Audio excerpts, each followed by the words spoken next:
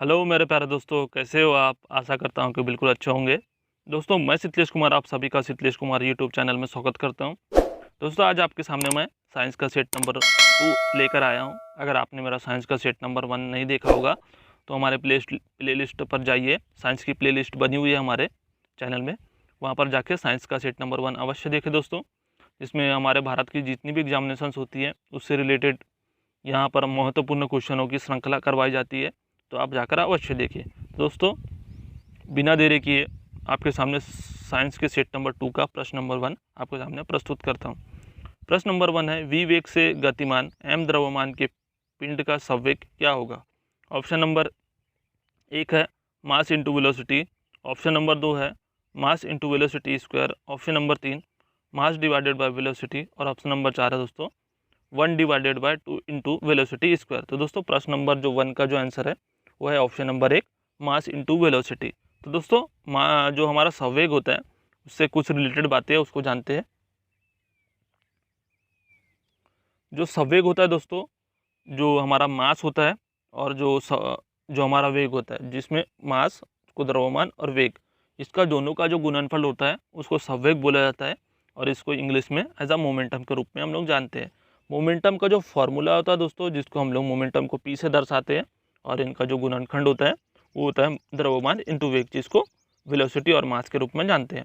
जो हमारा मोमेंटम होता है दोस्तों, जिसको हम लोग संवेग बोलते हैं, आवेग बोलते हैं, और जो हमारा जो आयाम होता है जिसको हम लोग आयाम बोलते हैं, सॉरी दोस्तों, यहाँ पर मोमेंट आवेग नहीं होगा, यहाँ पर संवेग होगा, आपको रखना है यहाँ पर याद। तो हमारा जो मोमेंटम होता है और हमारा जो आयाम होता है, जिसको इम्पल्स बोलते हैं, इनकी जो यूनिट होती है, जो इसके जो डायमेंशन होते हैं, ये समान होते हैं, mL/t-1 ये होता है दोस्तों। और इनका जो यूनिट होता है दोस्तों, वो होता है, हमारा मोमेंटम का जो यूनिट होता है kg/s is equals to newton second. Newton second किसका यूनिट होता है? इम्पल्स, जिसको आयाम बोलते हैं। और kg/s जो होता है वो हमारा मोमेंटम का यूनिट होता है। जो हमारा मोमेंटम होता है दोस्तों, जो हमारा मोमेंटम होता है एज अ वेक्टर क्वांटिटी होता है, और इसको हिंदी में सदिश राशियाँ बोला जाता है। वेक्टर क्वांटिटी वो होती है जिसमें मैग्नीट्यूड के साथ साथ डायरेक्शन का भी इन्वॉल्वमेंट होता है, मतलब परिमाण के साथ दिशा का भी इन्वॉल्वमेंट होता है। बढ़ते हैं हमारे नेक्स्ट क्वेश्चन की ओर। हमारा जो क्वेश्चन नंबर 2 है, भूमि से 8 मीटर की ऊंचाई पर 20 केजी के पिंड में निहित ऊर्जा कितनी होगी? Option number 1 1600 joule, option number 2 160 joule, option number 3 16 joule, और ऑप्शन नंबर 4 है दोस्तों 16,000 जूल। तो दोस्तों, हमें प्रश्न नंबर 2 में गिवन क्या है उसको लिखते हैं।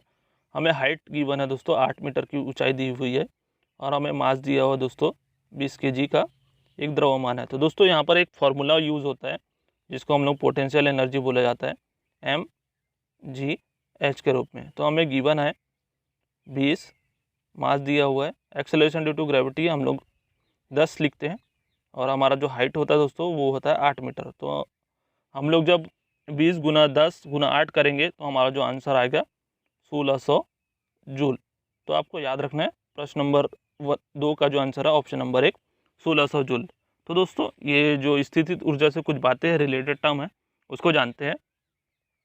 जो हमारा जो स्थितिज ऊर्जा होता है, जिसको पोटेंशियल एनर्जी बोलते हैं, जिसका फॉर्मूला होता है mgh, जिसमें m एक द्रव्यमान होता है, g acceleration due to gravity होता है, और जो हमारा जो h होता है पृथ्वी की सतह से वस्तु की ऊंचाई, जिसका फॉर्मूला होता है दोस्तों जूल होता है, जिसको मात्रक बोला जाता है, और इंग्लिश में एज अ यूनिट के रूप में जानते हैं। जो इसको विनिमय सूत्र होता है, डायमेंशन होता है, वो होता है mL² t-2 तो दोस्तों, यहाँ से कुछ एग्जांपल्स होते हैं। जिस प्रकार धनुष से खींची गई डोरी जब तनती है, तो वो एग्जांपल होता है स्थितिज ऊर्जा का, आपको याद रखना है। जो तने हुए, जो दबे हुए जो स्प्रिंग होता है, उसका भी एग्जांपल होता है आपके सामने स्थितिज ऊर्जा का। और जो ऊंचे डैम जो होते हैं दोस्तों, जो हमारे सतह से ऊंचे डैम जो होते हैं, वहाँ पर भी स्थितिज ऊर्जा का इन्वॉल्वमेंट होता है। आपको कुछ इमेज से आपको दिखाने की कोशिश करता हूँ। जिस प्रकार ये जो ये तनुष से जो डोरी खींची गई थी, आपको एग्जांपल से समझाया। स्प्रिंग से जो स्प्रिंग को दबाते हैं तो वहाँ पर स्थितिज ऊर्जा का इन्वॉल्वमेंट होता है। जो डैम्प होता है, हमारे सतह से डैम की जो ऊंचाई होती है, वहाँ पर भी हाइट का इन्वॉल्वमेंट होता है। तो आपको ये 3 एग्जांपल्स अवश्य याद रखते हैं। बढ़ते हैं हमारे नेक्स्ट क्वेश्चन की ओर। हमारा जो नेक्स्ट क्वेश्चन है, कठोर जल को सामान्य बनाने के लिए निम्नलिखित में से किस सोडियम यौगिक का उपयोग किया जाता है? Option number 1 sodium hydroxide, option number 2 sodium chloride, option number 3 sodium hydrogen carbonate और ऑप्शन नंबर 4 है दोस्तों सोडियम कार्बोनेट। तो दोस्तों प्रश्न नंबर जो 3 का जो आंसर है वो है ऑप्शन नंबर 4 सोडियम कार्बोनेट। तो दोस्तों जो हमारा कठोर जल से रिलेटेड कुछ टर्म है उसको जानते हैं कि सोडियम कार्बोनेट ही क्यों हमारे इसमें प्रश्न नंबर 3 का आंसर हुआ। तो दोस्तों जो हमारा जो कठोर जल होता है दोस्तों, जिसको सामान्य बनाने के लिए हम लोग अवश्य रूप में एज अ सोडियम कार्बोनेट के रूप में इस्तेमाल करते हैं, इसलिए हम लोग ये जो हमारा जो प्रश्न नंबर 3 का जो आंसर हुआ वो सोडियम कार्बोनेट हुआ। तो दोस्तों सोडियम कार्बोनेट का जो फार्मूला होता है N2CO3, N2 अगर CO3 अगर लिखा रहा तो एज अ सोडा ऐश के रूप में इस्तेमाल करते हैं। जब इसमें वाटर के 3 गुण मिला दिया जाता है, 10 गुण मिला दिया जाता है तो एज अ धावन सोडा के रूप में, जिसको वॉशिंग सोडा के रूप में हम लोग इस्तेमाल करते हैं। जो कठोर जल होता है और सामान्य जल के बीच में कुछ गुण होते हैं उसको जान लेते हैं। जिस प्रकार जो हमारा कठोर जल होता है दोस्तों, इसमें जब हम डिटर्जेंट डाल देते हैं तो एज अ झाग के रूप ये झाग देता है, परंतु जो हमारा सामान्य जल होता है उसमें एज अ साबुन डाल देते हैं तो उसमें ऐसा झाग देता है। अगर आप कठोर जल में साबुन डालोगे तो आपको कुछ झाग नहीं मिलेगा, सामान्य जल में डिटर्जेंट डालोगे तो कुछ झाग नहीं मिलेगा। तो ये रिलेटेड कुछ टर्म है, आपने जान लिया होगा, अवश्य जान लिया होगा। बढ़ते हैं हमारे नेक्स्ट क्वेश्चन की ओर। हमारा जो नेक्स्ट क्वेश्चन है प्रश्न नंबर 4, कार्बन, नाइट्रोजन और सल्फर के ऑक्साइड होते हैं। ऑप्शन नंबर 1 अम्लीय, ऑप्शन नंबर 2 उदासीन, ऑप्शन नंबर 3 उभयधर्मी और ऑप्शन नंबर 4 है दोस्तों क्षारीय। तो दोस्तों प्रश्न नंबर जो 4 है उसका जो आंसर है ऑप्शन नंबर 1 अम्लीय। तो कार्बन, नाइट्रोजन और सल्फर के जो ऑक्साइड्स होते हैं, ये प्रश्न नंबर 4 का जो आंसर अम्लीय है क्यों आया, तो इससे रिलेटेड कुछ टर्म है उसको जानते हैं तो आपको अवश्य पता चल जाएगा। जिस प्रकार कार्बन के जो ऑक्साइड्स होते हैं वो होता है कार्बन डाइऑक्साइड, नाइट्रोजन के जो ऑक्साइड्स होते हैं नाइट्रोजन डाइऑक्साइड, सल्फर के जो ऑक्साइड्स होते हैं दोस्तों सल्फर डाइऑक्साइड। तो ये तीनों का जो कंपोजिशंस होता है दोस्तों वो एज आ एसिड रेन के रूप में हम लोग इस्तेमाल करते हैं। जिस प्रकार आपने देखा होगा जो वातावरण की जो गैसेस होती है, जिस प्रकार जब हमारी पहली बारिश आती है तो जो वातावरण की जो गैसें होती है वो हमारे मिट्टी पे आकर, जिसको मृदा बोला जाता है, वहाँ पर जाके इन्वॉल्वमेंट हो जाते हैं, इनका इन्वॉल्वमेंट हो जाता है और ये जो प्रोसेस होता है इसको एज आ एसिड रेन के रूप में इस्तेमाल करते हैं। तो आपने जान लिया होगा दोस्तों। बढ़ते हैं हमारे नेक्स्ट क्वेश्चन की ओर। हमारा जो नेक्स्ट क्वेश्चन है, निम्नलिखित में से कौन सी धातु ठंडे पानी या गर्म पानी के साथ अभिक्रिया नहीं करती? Option number 1 zinc, option number 2 sodium, option number 3 potassium और ऑप्शन नंबर 4 है दोस्तों मैग्नीशियम। तो दोस्तों जो हमारा जो सोडियम होता है और पोटेशियम होता है ये तो ठंडे पानी के साथ रिएक्शन करती है, और जो हमारा जो मैग्नीशियम होता है दोस्तों ये एज आ गर्म पानी के साथ ही रिएक्शन करती है। जो हमारा जिंक होता है दोस्तों, ऑप्शन नंबर 1 जो इसका आंसर है वो है जिंक। जो जिंक जो होता है दोस्तों ना तो ठंडे पानी के साथ रिएक्शन करती है ना ही गर्म पानी के साथ रिएक्शन करती है। ये जो रिएक्शन करती है दोस्तों हमारा जो स्टीम होता है, जिसको हम लोग भाप बोलते हैं, वाष्प बोलते हैं, उसके साथ ये रिएक्शन करती है। तो दोस्तों ठंडे पानी गर्म पानी से रिलेटेड कुछ और एग्जांपल्स हैं उसको जानते हैं। जिस प्रकार सोडियम होता है, पोटेशियम होता है, कैल्शियम होता है, ये एज आ ठंडे पानी के साथ रिएक्शन करती है, जो आपको याद रखना है। मैग्नीशियम जो होता है दोस्तों ये गर्म पानी के साथ अभिक्रिया करती है, और एल्यूमिनियम होता है, एल्यूमिनियम, आयरन और जिंक जो होता है ये ना तो गर्म पानी के साथ रिएक्शन करती है ना ही ठंडे पानी के साथ रिएक्शन करती, परंतु यह स्टीम के साथ रिएक्शन करती है। आपको याद रखना है दोस्तों ये, ठीक है। बढ़ते हैं हमारे नेक्स्ट क्वेश्चन की ओर। हमारा जो नेक्स्ट क्वेश्चन है, वनस्पति तेल के हाइड्रोजनीकरण में उत्प्रेरक के रूप में निम्नलिखित में से किसका उपयोग किया जाता है? Option number 1 carbon, option number 2 palladium, option number 3 nickel और ऑप्शन नंबर 4 है दोस्तों मैग्नीशियम। तो एज आ हाइड्रोजनीकरण में जो हमारा जो उत्प्रेरक होता है, तो वो उत्प्रेरक को इंग्लिश में एज आ कैटलिस्ट के रूप में जानते हैं। और जो प्रश्न नंबर 6 का जो आंसर है वो ऑप्शन नंबर 3 एज आ निकेल एज आ कैटलिस्ट के रूप में इस्तेमाल किया जाता है। जो हाइड्रोजनीकरण जो प्रोसेस होती है उसमें क्या क्या चीज़ का इन्वॉल्वमेंट होता है उसको जानते हैं दोस्तों। जो हाइड्रोजनीकरण जो प्रोसेस होता है दोस्तों, इसका जो अर्थ होता है, जो हमारा जो असंतृप्त हाइड्रोकार्बन जो होता है वो हाइड्रोजन के साथ योग करके संतृप्त हाइड्रोकार्बन में परिवर्तित हो जाता है, जिसको ये जो प्रोसेस होता है इसको हम लोग हाइड्रोजनीकरण के नाम से जानते हैं। जिस प्रकार जो हमारा जो वनस्पति तेल जो होता है उसका जो वनस्पति घी में जो परिवर्तन हो जाता है उसको एज अ हाइड्रोजनीकरण प्रोसेस बोलते हैं। जिस प्रकार कुछ रिएक्शन है उसको जानते हैं। जो हमारा जो वनस्पति जो तेल होता है उसका जब हम लोग हाइड्रोजन के साथ रिएक्शन करवाते हैं तो जो एज अ निकल कैटलिस्ट के रूप में एज अ यूज़ होता है, और ये एज अ वनस्पति घी में चेंज हो जाता है, और यहाँ से जो रिएक्शन जो गैस निकलती है वो एज अ हाइड्रोजन के रूप में निकलती है। तो दोस्तों यहाँ पर एक कभी कभी क्वेश्चन पूछ लिया जाता है कि जब वनस्पति तेल को जब हम वनस्पति घी में परिवर्तित करते हैं तो कौन सा गैस बाहर निकलता है, तो आपको याद रखना है एज अ हाइड्रोजन गैस के रूप में ये बाहर निकलता है। बढ़ते हैं हमारे नेक्स्ट क्वेश्चन की ओर। हमारा जो नेक्स्ट क्वेश्चन है, निम्नलिखित में से कौन सा ऑक्साइड उभयधर्मी है? Option number 1 sodium oxide, option number 2 magnesium oxide, option number 3 aluminium oxide, और ऑप्शन नंबर 4 है दोस्तों कैल्शियम ऑक्साइड। तो दोस्तों प्रश्न नंबर जो 7 का जो आंसर है ऑप्शन नंबर 3 एल्यूमिनियम ऑक्साइड। उभयधर्मी जो होता है जिसको हम लोग इंग्लिश में एज अ एम्फोटेरिक बोलते हैं। तो दोस्तों उभयधर्मी से कुछ रिलेटेड टर्म है उसको जानते हैं।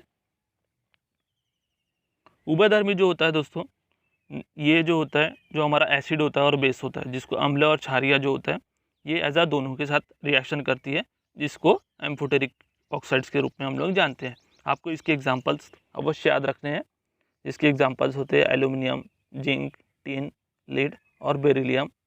ये एज अ ऑक्साइड के रूप में हम लोग इस्तेमाल करते हैं, तो आप इसको अवश्य याद रखेंगे दोस्तों। एल्यूमिनियम, जिंक, टिन, लीड और बेरिलियम, इसको आप अवश्य याद रखेंगे। बढ़ते हैं हमारे नेक्स्ट क्वेश्चन की ओर। हमारा जो नेक्स्ट क्वेश्चन है, पानी का अपेक्षित आणविक द्रव्यमान डैश है? Option number 1 19U, option number 2 17U, option number 3 16U, और ऑप्शन नंबर 4 है दोस्तों 18U। तो दोस्तों यहाँ पर कुछ जिस प्रकार जो हमारा हाइड्रोजन होता है इसका एटॉमिक नंबर होता है 1, और जो हमारा ऑक्सीजन होता है इसका एटॉमिक नंबर होता है दोस्तों 8। तो दोस्तों जो हमारा जो हाइड्रोजन जो होता है इसका जो मास नंबर होता है वो होता है 2 से गुना कर दिया, और जो हमारा ऑक्सीजन का जो मास नंबर होता है वो 16 होता है। तो दोस्तों यहाँ से जो टर्म आ गई ये यहाँ का हमारा 18U। तो प्रश्न नंबर जो 8 का जो आंसर है दोस्तों वो है प्रश्न नंबर क्वेश्चन नंबर जो ऑप्शन नंबर 4 18। बढ़ते हैं हमारे नेक्स्ट क्वेश्चन की ओर। हमारा जो नेक्स्ट क्वेश्चन है, पुष्प के प्रजनन भाग है? ऑप्शन नंबर 1 बाह्य दल और अंडक, ऑप्शन नंबर 2 बाह्य दल और पंखुड़ी, ऑप्शन नंबर 3 पुंकेसर और अंडक, और ऑप्शन नंबर 4 है दोस्तों बाह्य दल और पुंकेसर। तो दोस्तों प्रश्न नंबर जो 9 है जो उसका जो आंसर है वो ऑप्शन नंबर 3 पुंकेसर और अंडक, जिसको पुंकेसर जो होता है दोस्तों उसको स्टेमेन बोलते हैं इंग्लिश में, और जो हमारा अंडक होता है वो एज अ कार्पल के रूप में हम लोग इस्तेमाल जो इसको जानते हैं। दोस्तों ये जो पुष्प से प्रजनन भाग होता है, पुष्प का प्रजनन भाग, उससे रिलेटेड कुछ टर्म है उसको जानते हैं। जो दोस्तों जो हमारा जो आप इधर देख रहे होंगे ये एज अ मेल जो प्लांट होता है, मेल जो पुष्प होता है उसकी इमेज है, और ये हमारा फीमेल जो पुष्प होता है उसकी इमेज है। जो हमारा जो फीमेल जो पुष्प होता है जिसमें जो कुछ टर्म होता है उसको जानते हैं। जो अंडक होता है दोस्तों जिसको हम लोग कार्पल के रूप में जानते हैं, ये जो अंडक होता है ये जो हमारे जो मादा जो पुष्प होती है उसका एक प्रजनन अंग होता है, और ये इसके पौधे के मध्य में जो पाए जाने वाले 3 हिस्से होते हैं जिसको आप देख रहे होंगे इमेज में, स्टेमेन, स्टाइल्स और ओवेरी होता है। ये बहुत ज़्यादा इन्वॉल्वमेंट के रूप में हमारा इस्तेमाल होता है। अगर बात करूँ दोस्तों मैं मेल की पुंकेसर जिसको स्टेमेन बोलते हैं, जो ये हमारा नर प्रजनन अंग होता है जिसमें तीन जो सिस्टम्स होता है उसको आप जानेंगे, जिसमें एक महत्वपूर्ण एंथर होता है और हमारा जो फिलामेंट होता है। जो दोस्तों जो इनके बीच में जो रिप्रोडक्शन की जो सिस्टम होती है वो जो हमारा जो परागकण होता है, जो पोलन ग्रेन्स होता है दोस्तों, ये जो मेल से फीमेल्स में ट्रांसफ़र होती है और फीमेल से मेल्स में ट्रांसफ़र होती है। तो आपको ये बात अवश्य समझ गई होगी। तो बढ़ते हैं हमारे नेक्स्ट क्वेश्चन की ओर। हमारा नेक्स्ट क्वेश्चन है, जठर ग्रंथि डैश की भित्ति में उपस्थित है। ऑप्शन नंबर 1 आंत, ऑप्शन नंबर 2 पेट, ऑप्शन नंबर 3 यकृत और ऑप्शन नंबर 4 है दोस्तों अग्नाशय। तो दोस्तों जठर रस से कुछ रिलेटेड टर्म है उसको जानते हैं। जठर रस जो होता है दोस्तों, ये हमारे पेट, जो हमारा जो स्टोमक होता है, इसमें पाया जाता है। तो प्रश्न नंबर 2 का जो आंसर, प्रश्न नंबर 10 का जो आंसर है ऑप्शन नंबर 2 पेट। तो दोस्तों कुछ रिलेटेड टर्म है जठर रस से रिलेटेड, क्या होता है, किस तरीके से प्रोसेस होती है जठर ग्रंथि से रिलेटेड, उसको जानते हैं। जो हमारे जो जठर ग्रंथि होती है दोस्तों, ये जो रक्त में जो कैल्शियम की जो कमी होने के कारण यह स्रावित होती है। यह शरीर में कैल्शियम फास्फोरस की आपूर्ति को नियंत्रण करता है और रक्त में कैल्शियम अधिक होने से ये मुक्त हो जाता है, जिसमें कार्बोहाइड्रेट होता है, प्रोटीन होता है और वाष्प जो हमारा फैट होता है, इसके जो उपपचय को यह नियंत्रित करता है। और जो हमारा पेट से जो गैस जो जूस निकलता है वो एज अ गैस्ट्रिक जूस के रूप में बाहर निकलता है। तो आपको ये कुछ इमेजेस है इसके रूप में दर्शाता हूँ। जो हमारा जो ईसोफेगस है दोस्तों, ये जो हमारा जो गले से पेट तक के जो भोजन को लाने का जो काम करती है दोस्तों, हमारा ईसोफेगस नली होती है, ये आपको याद रखना है। जो ड्यूडेनम होता है दोस्तों, ये हमारा जो स्मॉल इंटेस्टाइन जो होता है, इसका एक भाग होता है ड्यूडेनम, छोटी आंत, जिसमें म्यूकस होता है। जो इसमें जो हमारा जो यहाँ जो इधर ये जो बीच का जो भाग होता है, यहाँ पर गैस्ट्रिक जूस का निर्माण होता है, जिसमें कुछ लेयर है, म्यूसुका, सब म्यूसुका और मिसल्स लेयर होता है, और सेरिसोरसा, ये सेरोसोरा एज आ एक लेयर के रूप में इस्तेमाल होता है। तो दोस्तों बढ़ते हैं हमारे नेक्स्ट क्वेश्चन की ओर। आपने जान लिया होगा इसके बारे में। हमारा जो नेक्स्ट क्वेश्चन है, निम्नलिखित से इनमें केवल परिमाण होता है और दिशा नहीं होती। ऑप्शन नंबर 1 कार्य, ऑप्शन नंबर 2 संवेग और ऑप्शन नंबर 3 बल और ऑप्शन नंबर 4 है दोस्तों वेग। तो दोस्तों प्रश्न नंबर जो 11 है उसका जो आंसर है ऑप्शन नंबर 2 संवेग। आपने जाना होगा संवेग प्रश्न नंबर 1 में आपके सामने डिस्कस किया था, जिसको मोमेंटम बोलते हैं। तो इससे रिलेटेड कुछ बातें हैं उसको जानते हैं। प्रश्न नंबर 11 का आंसर है ऑप्शन नंबर 2। तो दोस्तों आपने जाना होगा जो हमारी अदिश राशि होती है, जिसको स्केलर क्वांटिटी बोलते हैं, इसमें केवल एक परिमाण होता है जिसको मैग्नीट्यूड बोला जाता है। इसमें डायरेक्शन का कुछ इन्वॉल्वमेंट नहीं होता। तो जो हमारी अदिश राशियाँ होती है, इसके कुछ उदाहरण होते हैं जो आपको याद रखने हैं। समय, मात्रा, गति, द्रव्यमान, तापमान, दूरी, एंट्रोपी, ऊर्जा, कार्य, ऐसे टर्म शामिल होते हैं। जो हमारा सदिश राशि होते हैं दोस्तों, जिसमें मैग्नीट्यूड के साथ साथ डायरेक्शन का भी इन्वॉल्वमेंट होता है, जिसमें परिमाण के साथ साथ दिशा का भी इन्वॉल्वमेंट होता है, जिसमें त्वरण होता है, वेग होता है, बल होता है, गति होती है, इसमें बल में वृद्धि, तापमान में कमी, वजन और संवेग होता है। ये जो होता है सदिश राशि के अंदर आती है। बढ़ते हैं हमारे नेक्स्ट क्वेश्चन की ओर। हमारा जो नेक्स्ट क्वेश्चन है दोस्तों, 10 kg द्रव्यमान का एक पिंड 6 मीटर पर सेकंड के नियत वेग से गतिमान है। इस पिंड के द्वारा निहित गतिज ऊर्जा क्या है? तो हमें क्या क्या गिवन है उसको जानते हैं। तो हमें मास दिया है दोस्तों 10 kg, 10 kg मास दिया है। वेलोसिटी दिया दोस्तों, जिसको वेग बोला जाता है, 6 मीटर पर सेकंड। तो हमारा जो गतिज ऊर्जा का फॉर्मूला होता है, जिसको काइनेटिक एनर्जी बोलते हैं, 1/2 mv²। तो जो हमारा 1/2 mv², तो हमारे पास 1/2 पता है मास 10 kg और 6 मीटर की एक ऊंचाई है। तो दोस्तों हमें क्या करना है, हमने ये जो 6 है, ये 36 के v का स्क्वायर होता है दोस्तों, 36। तो हमने यहाँ से 5 से इसको काट दिया, तो 36 × 5 जो होता है दोस्तों हमारा 180 एज अ जूल के रूप में इस्तेमाल हो जाता है। तो दोस्तों प्रश्न नंबर जो 12 है उसका जो आंसर है ऑप्शन नंबर 2 180 जूल। तो आपने जान लिया होगा दोस्तों प्रश्न नंबर 12 को। बढ़ते हैं हमारे नेक्स्ट क्वेश्चन की ओर।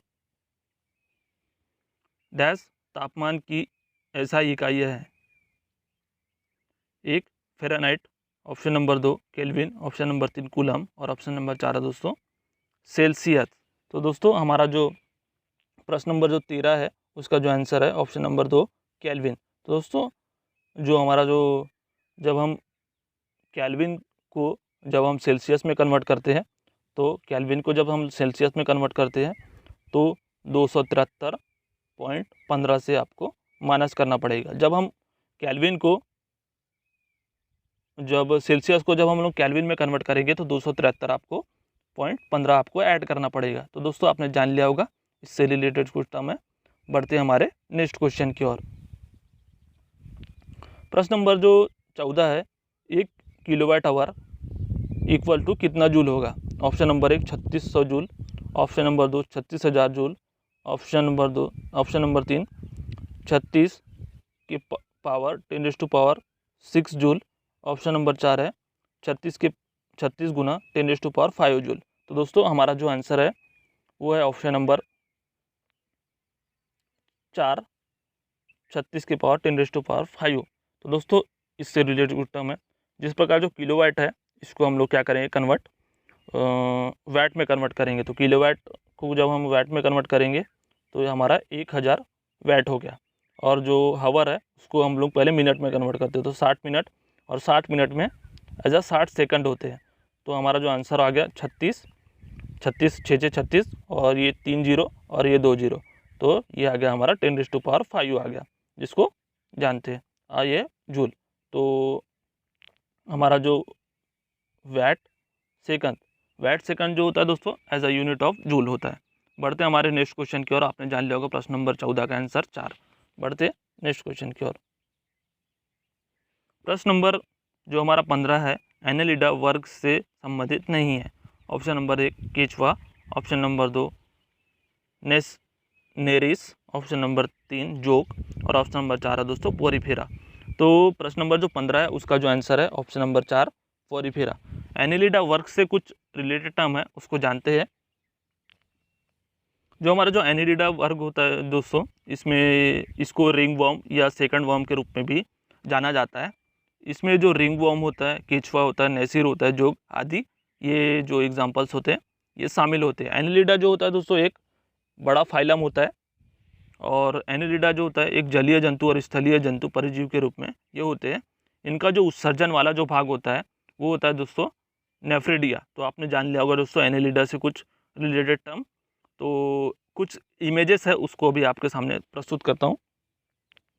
ये जो आपने जान लिया होगा जो एनेलिडा जो फाइलम होता है, जिसमें जो हमारा जोक होता है, इस प्रकार जोक का ये जो इमेजेस है ये एज एनेलिडा जो हमारा जो फाइलम होता है उससे रिलेटेड इमेज होगी जो आपने जान लिया होगा। बढ़ते हैं हमारे नेक्स्ट क्वेश्चन की ओर।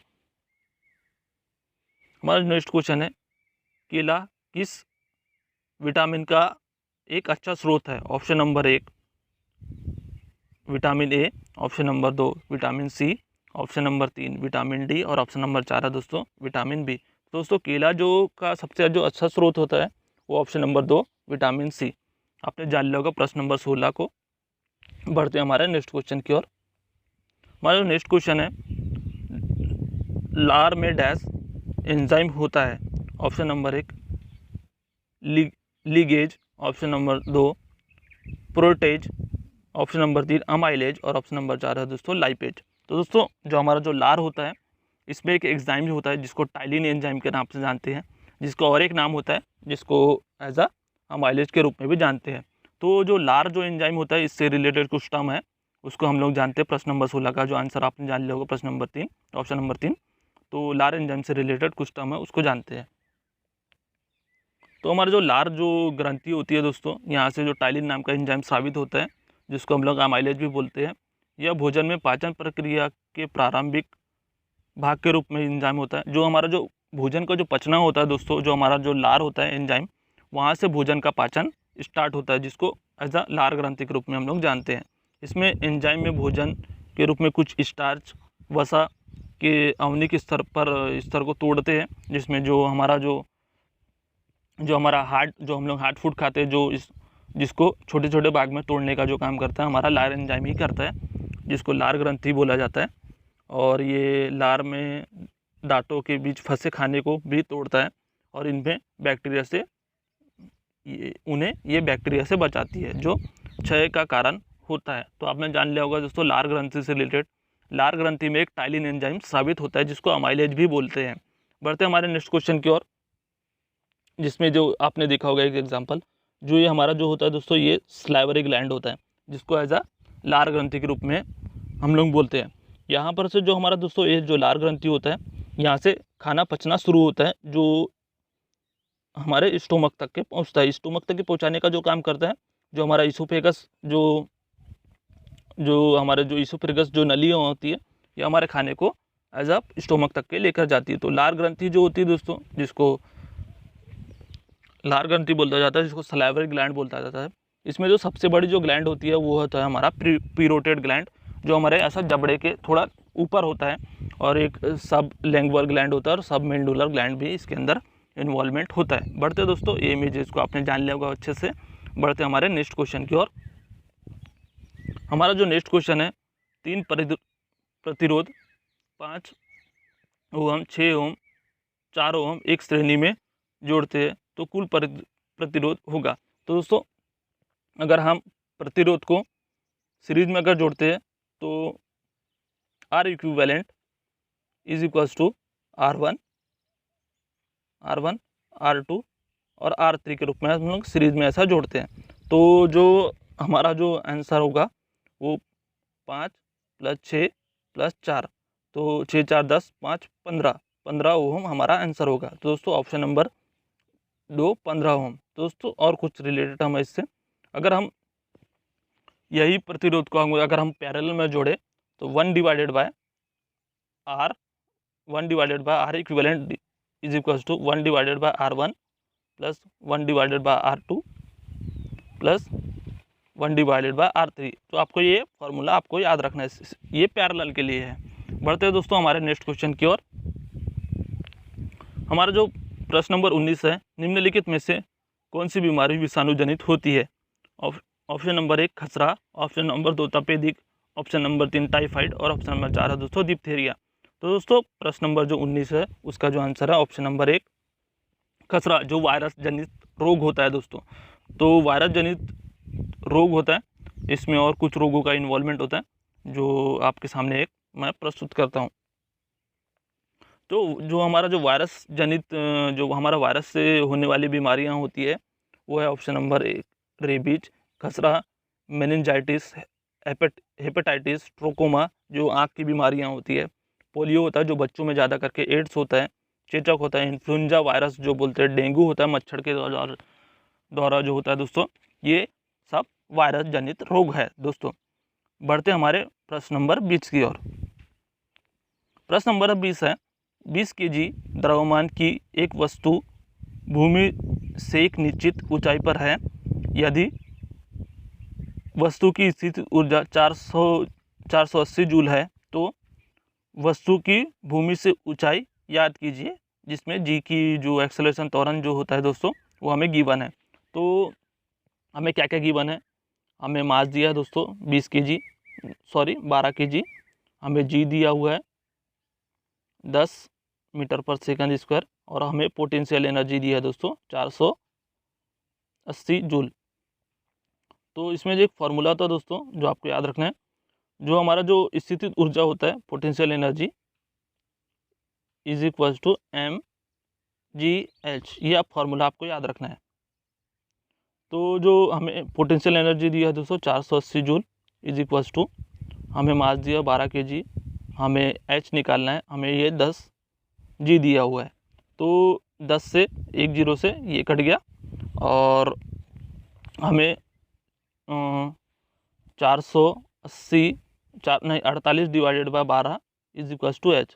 तो 12 से हम लोग 48 को काटेंगे तो जो हमारा जो आंसर आ गया वो option number answer h equals to 4 हो गया। तो दोस्तों हमारा जो प्रश्न नंबर जो 20 है उसका जो आंसर है ऑप्शन नंबर 3, ये 4 मीटर। तो दोस्तों ये वीडियो आपको कैसा लगा ज़रूर बताइए, लाइक कीजिए, सब्सक्राइब कीजिए। दोस्तों मैं यही नहीं कहता, अगर आपको सच में अच्छा लगा होगा तो ज़रूर लाइक कीजिए दोस्तों, मैं लाइक का आपके सामने हकदार हूँगा। दोस्तों कमेंट कीजिए, अच्छे से कमेंट कीजिए, जिससे कुछ टर्म निकलेगी उसको मैं आपके सामने और आगे प्रस्तुत करने की अच्छे से कोशिश करूँगा दोस्तों। और आप ज़्यादा से ज़्यादा लाइक कीजिए दोस्तों, सब्सक्राइब कीजिए हमारे चैनल को, और ज़्यादा से ज़्यादा अपने फ्रेंड को शेयर करने की कोशिश कीजिए। दोस्तों ये वीडियो को समाप्त करने से पहले आपके सामने एक छोटा सा मोटिवेशन कोट आपको सुनाने की कोशिश करूँगा, जो आपकी दिनचर्या को मूल्यवान बनाने की कोशिश करेगा। दोस्तों आपने एक सक्सेस नाम का वर्ड सुना होगा दोस्तों, कि यह सबसे बहुत ख़ास बात होती है दोस्तों कि वे मेहनत करने वाले पर फिदा हो जाती है। तो आपको अवश्य याद रखना है, मेहनत कीजिए, दबाकर मेहनत कीजिए और अपने मम्मी पापा का नाम रोशन कीजिए। और ये मेहनत आपकी कभी व्यर्थ नहीं होगी, आपकी मेहनत आपके सामने के लिए एक महत्वपूर्ण योगदान के रूप में आपके सामने प्रस्तुत होगी। तो दोस्तों ये वीडियो को यहीं समाप्त करता हूँ। Thank you.